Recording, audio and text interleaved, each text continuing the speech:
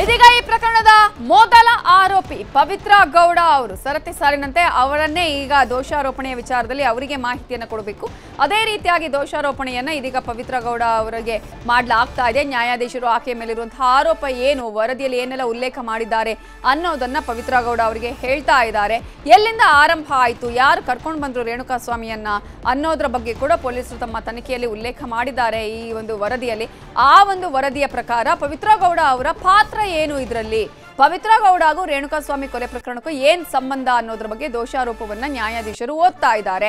ಪವಿತ್ರ ಗೌಡ ಅವರಿಗೆ ಸಂಬಂಧಪಟ್ಟ ಹಾಗೆ ಒಂದು ಪ್ರಶ್ನೆ ಅಂತ ಹೇಳಿದ್ರೆ ದರ್ಶನ್ ರೊಂದಿಗಿನ ಸಂಬಂಧದ ವಿಚಾರಕ್ಕೆ ಸಂಬಂಧಪಟ್ಟ ಹಾಗೆ, ಜೊತೆಗೆ ದರ್ಶನ್ ರೊಂದಿಗೆ ಸಂಬಂಧ ಹೊಂದಿರುವಂತಹ 2, 3 ಮತ್ತು 10ನೇ ಆರೋಪಿಗಳ ಜೊತೆ ಸೇರಿ ಇಲ್ಲಿ ಸಂಚು ಮಾಡಿರೋದು, ಪ್ಲಾನ್ ಮಾಡಿ ರೇಣುಕಾ ಸ್ವಾಮಿಯನ್ನ ಅಪಹರಣ ಮಾಡಿರೋದು, ಜೊತೆಗೆ ಇಲ್ಲಿ ಯಾರು ಮಾಡಿದ್ರು, ಹೇಗೆ ಪ್ಲಾನ್ ಅನ್ನ ಮಾಡಲಾಗಿತ್ತು, ಸಂಚು ಹೇಗಾಯಿತು ಅನ್ನೋದರ ಜೊತೆಗೆ ದರ್ಶನ್ ಅಭಿಮಾನಿಗಳಿಂದ ಅಪಹರಣವನ್ನ ಮಾಡಲಾಗಿದೆ.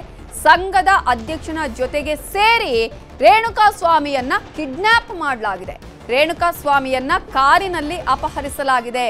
ಚಿತ್ರದುರ್ಗದಿಂದ ಆತನ ಮನೆ, ಆತ ಏನು ಕೆಲಸಕ್ಕೆ ಹೋಗಿದ್ನಲ್ಲ ಅಲ್ಲಿಂದ ಆತನನ್ನ ಕರ್ಕೊಂಡು ಬಂದಿದ್ದಾರೆ. ಇವರು ಕಿಡ್ನಾಪ್ ಮಾಡಿ ಆತನನ್ನ ಕಾರಲ್ಲಿ ಬೆಂಗಳೂರಿಗೆ ಕರ್ಕೊಂಡು ಬರ್ತಾರೆ. ಶೆಡ್ಗೆ ಆತನನ್ನ ಕೂಡಿ ಹಾಕ್ತಾರೆ. ಜೊತೆಗೆ ಆತನ ಬಳಿ ಇದ್ದಂತಹ ಆಭರಣವನ್ನ ದೋಚಲಾಗಿದೆ. RR ನಗರದ ಶೆಡ್ನಲ್ಲಿ ಆತನನ್ನ ಅಕ್ರಮವಾಗಿ ಬಂಧನಕ್ಕೂ ಕೂಡ ಇರಿಸ್ತಾರೆ. ಇದರ ಬಗ್ಗೆ 2ನೇ ಆರೋಪಿ ಅಂದ್ರೆ ದರ್ಶನ್ ಪವಿತ್ರಾಗೆ ತಿಳಿಸಿದ್ರು.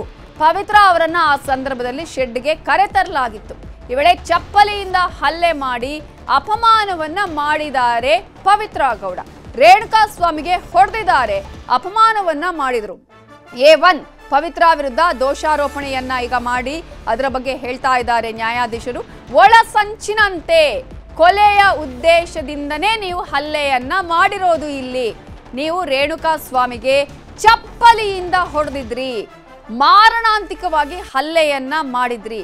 ಮಾರಣಾಂತಿಕವಾಗಿ ಹಲ್ಲೆ ಮಾಡಿ ರೂಮಿನಲ್ಲಿ ಕೂಡಿ ಹಾಕಲಾಗಿತ್ತು ಅನ್ನೋದನ್ನ ಕೂಡ ಅವರು ಹೇಳ್ತಾರೆ.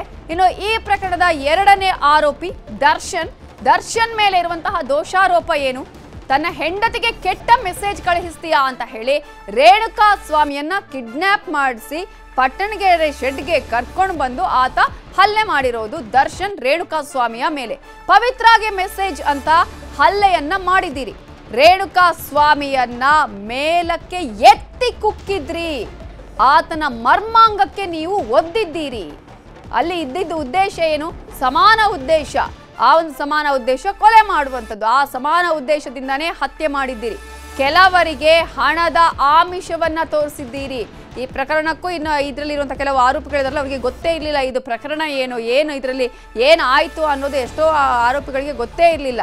ಕೆಲವರು ಕ್ಯಾಬ್ ಡ್ರೈವರ್ಗಳಾಗಿರ್ಬೋದು, ಆತನ ಕರ್ಕೊಂಡು ಬಂದಂಥವ್ರಾಗಿರ್ಬೋದು, ಅಥವಾ ಆತನ ಸುಮ್ಮನೆ ಅಲ್ಲಿ ದರ್ಶನ್ ಫ್ಯಾನ್ ಅಂತ ಹೇಳಿ ಬಂದವರಾಗಿರ್ಬೋದು. ಸೊ ಅವರೆಲ್ಲರಿಗೂ ಕೂಡ ಇದರಲ್ಲಿ ಹಣದ ಆಮಿಷವನ್ನ ತೋರಿಸಲಾಗಿದೆ. ಕೆಲವರಿಗೆ ಹಣದ ಆಮಿಷವನ್ನ ತೋರಿಸಿದ್ದೀರಿ, ತಪ್ಪನ್ನ ಒಪ್ಕೊಳ್ಳುವಂತೆ ಮಾಡಿದ್ದೀರಿ. ರೇಣುಕಾ ಸ್ವಾಮಿ ಪ್ಯಾಂಟ್ ಬಿಚ್ಚಿ ಹಲ್ಲೆಯನ್ನ ಮಾಡಿದ್ದೀರಿ. ಇವೆಲ್ಲವನ್ನು ಕೂಡ ಆ ಸಂದರ್ಭದಲ್ಲಿ ಸುಳ್ಳು ಅಂತ ಹೇಳ್ತಾರೆ ಆರೋಪಿಗಳು. ತಮ್ಮ ಮೇಲಿನ ದೋಷಾರೋಪಕ್ಕೆ ಇದೀಗ ನಿರಾಕರಿಸ್ತಾರೆ ಆರೋಪಿಗಳು.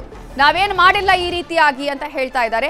ಸುಳ್ಳು ಅಂತ ಹೇಳ್ತಾ ಇದ್ದಾರೆ ಆರೋಪಿಗಳು. ನಾವು ಆ ಥರ ಮಾಡೇ ಇಲ್ಲ ಅನ್ನೋದನ್ನ ಆರೋಪಿಗಳು ಕೋರ್ಟ್ನಲ್ಲಿ ಹೇಳ್ತಾ ಇದ್ದಾರೆ.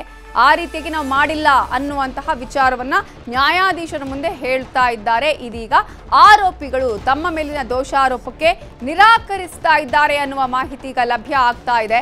ಲಾಯರ್ ಚೇಂಜ್ ಮಾಡಬೇಕು ಅಂತ ಹೇಳಿ ಮನವಿಯನ್ನ ಮಾಡ್ತಾ ಇದ್ದಾರೆ. ಈಗ ಕಾಲಾವಕಾಶವನ್ನ ಕೇಳಿದ್ದಾರೆ ದರ್ಶನ್ ಇಲ್ಲಿ. ಈಗ ಒಂದ್ ಕಡೆ ನಾವು ಗಮನಿಸ್ತಾ ಇದ್ವಲ್ಲ ಏನೇನು ಆಯ್ತು, ಯಾವ ರೀತಿಯಾಗಿ ಆಯ್ತು ಈ ಪ್ರಕರಣ, ಪೊಲೀಸರು ಯಾವ ರೀತಿಯಾಗಿ ತನಿಖೆಯನ್ನ ಮಾಡಿ ದೋಷಾರೋಪವನ್ನ ಸಲ್ಲಿಸಿದ್ದಾರೆ. ಆ ದೋಷಾರೋಪವನ್ನ ಇದೀಗ ನ್ಯಾಯಾಧೀಶರು ಓದುವಾಗ ಈ ಆರೋಪಿಗಳು ಇಲ್ಲ, ಈ ತರ ಇಲ್ಲ, ಸುಳ್ಳು ಅಂತ ಹೇಳಿ ಈ ಆರೋಪವನ್ನೇ ನಿರಾಕರಿಸ್ತಾ ಇದ್ದಾರೆ. ಸಾಮಾನ್ಯವಾಗಿ ಯಾರು ಕೂಡ ಒಪ್ಕೊಳ್ಳೋದಿಲ್ಲ, ನಾವು ಹೀಗೆ ಮಾಡಿದೀವಿ ಅನ್ನೋದನ್ನ ಒಪ್ಕೊಳ್ಳೋದಿಲ್ಲ. ಅದೇ ಕಾರಣಕ್ಕಾಗಿ ಟ್ರಯಲ್ ಆರಂಭ ಆಗುತ್ತೆ. ಇದೀಗ ಈ ಪ್ರಕರಣದಲ್ಲೂ ಕೂಡ ಅಷ್ಟೇ, ಇವ್ರು ಯಾರು ಒಪ್ಕೊಳ್ಳುವಂತಹ ಸಾಧ್ಯತೆಗಳೇ ಇಲ್ಲ. ಬಹಳ ಕ್ಷೀಣ ಇದರಲ್ಲಿ ಒಪ್ಕೊಳ್ಳೋದು. ಅದೇ ರೀತಿಯಾಗಿ ಆಲ್ರೆಡಿ ಅವರೀಗ ಸುಳ್ಳು ಅಂತ ಹೇಳಿ ನಿರಾಕರಿಸ್ತಾ ಇದ್ದಾರೆ.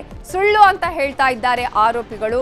ಇನ್ನು ಲಾಯರ್ ಚೇಂಜ್ ಮಾಡಬೇಕು ಅಂತ ಹೇಳಿ ನ್ಯಾಯಾಧೀಶರಿಗೆ ಮನವಿಯನ್ನ ಕೂಡ ಇದೀಗ ಮಾಡ್ತಾ ಇದ್ದಾರೆ ಇಲ್ಲಿ ಆರೋಪಿಗಳು.